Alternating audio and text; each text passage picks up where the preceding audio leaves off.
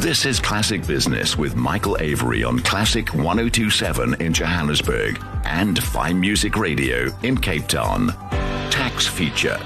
Well, it's February. That means all eyes are on the budget next week and also on your tax affairs and structuring them and how to get the best bang for your investment buck when it comes to structuring your investments regarding Section 12J in particular. Now, there's been a very interesting development with Meta Capital being endorsed by Standard Bank. It's now being sold by Standard Bank to its wealth and investment clients.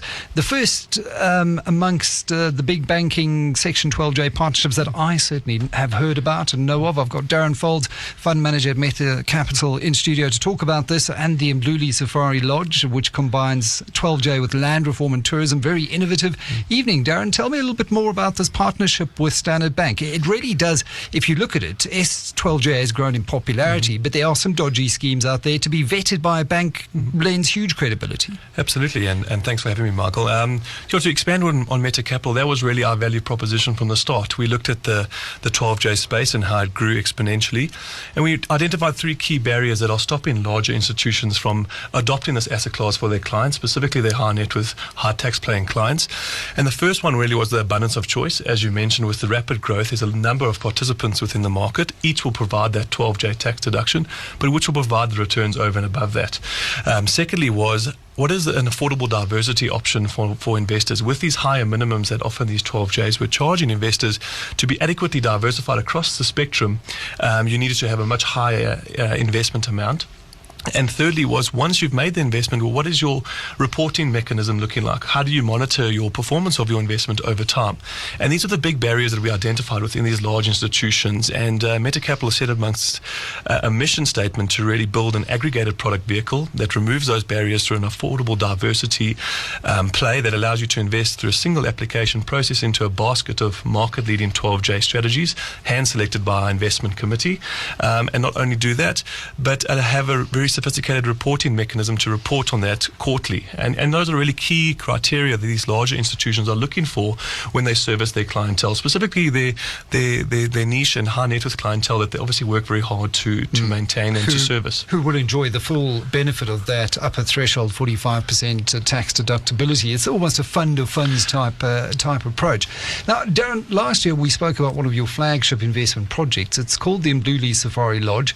It isn't just, and I say it isn't just because there are so many Section 12J hotels and kind of student accommodations mushrooming around the place, but it's about land reform. It's a tourism story as well, and it's been 20 years in the making. What does the project entail? Absolutely. It's absolutely a fantastic project, and it's come across through Meta Capital's in-depth due diligence of the investment space.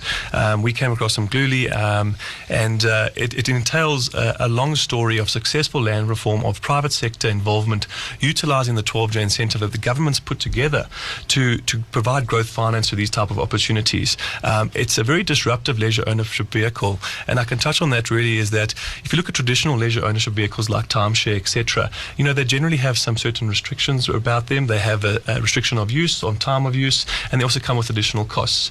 So where an innovative type 12J investment comes in with Mdluli is that you become an equity subscriber within the project. You acquire shares within that project, which entitles you to the Section 12J deduction first and foremost. Those shares acquire you two rights. One, a right to the distributions, as with any share, the right to the distributions from the available free cash flow in the form of dividends, as well as in this unique case, the right to use the lodge. So now you can have right of use of asset where you can actually, through your investment, have an allotment of free bed nights that you can utilize for you and your family unrestricted throughout the year. And you can utilize these and you can purchase additional nights on the back of them. As well as the fourth element was just having your return of your capital back. So it was structured as a 10-year investment vehicle where you return your capital back, and became a very innovative way of how these future projects can be funded utilizing Section 12J. And this is in the Kruger National Park as well, exclusive area that is in terms of land rights and land tenure, the traditional home of the Mdluli community. How have the Mdluli community benefited from this? That's correct. The Mdluli community was forcibly removed from this specific 850 hectares within the Kruger National Park in 1960 when they expanded the borders, and they were forcibly removed west of the border.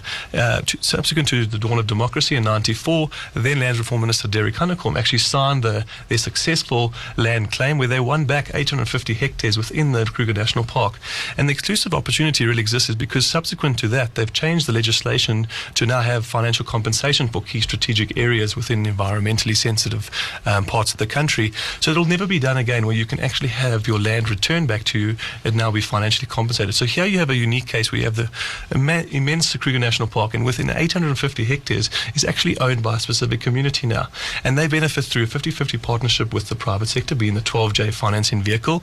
They benefit from the fact that all jobs will be locally sourced, all construction labour, all materials were locally sourced from the community, 80 full-time direct employment opportunities. So it's been a really fantastic upliftment story for that specific community. And when one thinks of the spirit of this legislation of Section 12J, that is really, I'm sure, what government had in mind when it wanted to funnel private sector investment and expertise into projects like that. So a fantastic story. Darryn Faulds, fund manager at Meta Capital, thanks so much for sharing a little bit more into the way the Section 12J structure is not only being used to boost returns for high net worth individuals, but also to help poor communities that were previously dispossessed of their land under apartheid. Anne Williams is standing by with your news.